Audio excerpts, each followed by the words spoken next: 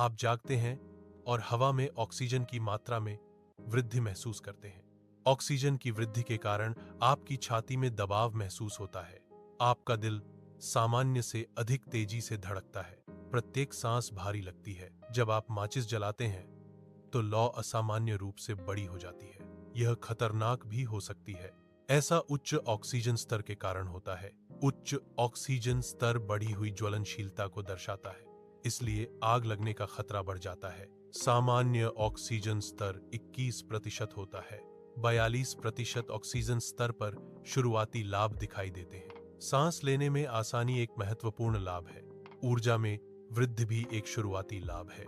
यह लाभ शहरी वातावरण में भी महसूस किए जा सकते हैं। उच्च ऑक्सीजन स्तर शारीरिक प्रदर्शन को बेहतर बना सकता है।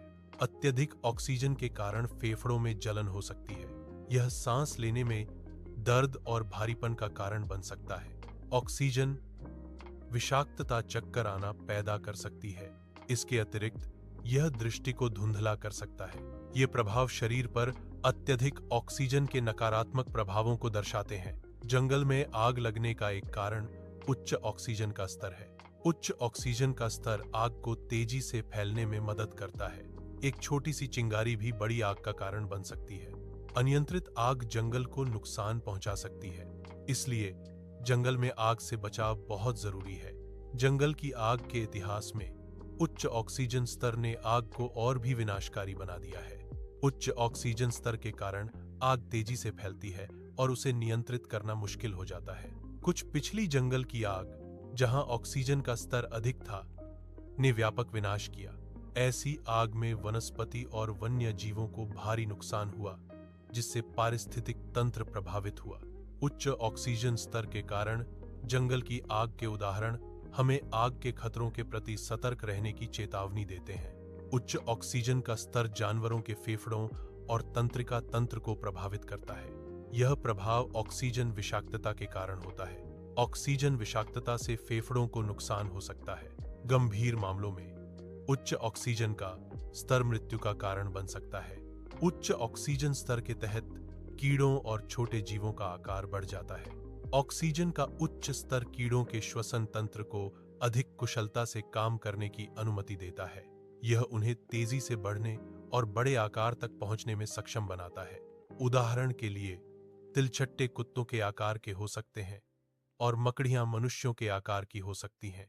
जंगल में आग लगने से पहले पौधे तेजी से बढ़ते हैं।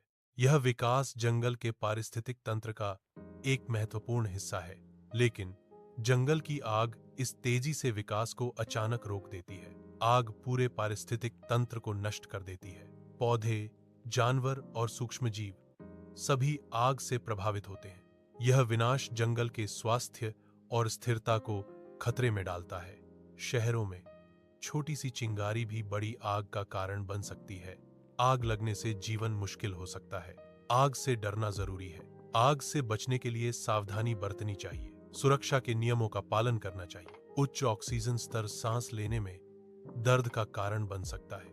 उच्च ऑक्सीजन स्तर से अन्य स्वास्थ्य समस्याएं भी हो सकती हैं। सांस लेने में दर्द और स्वास्थ्य समस्याओं के कारण अस्पतालों में रोगियों की संख्या बढ़ जाती है।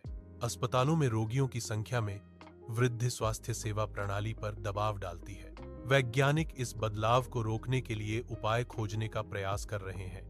हवा को नियंत्रित करना कितना मुश्किल है, इस पर जोर दिया जा रहा है। हवा को नियंत्रित करने की कठिनाई एक महत्वपूर्ण चुनौती है।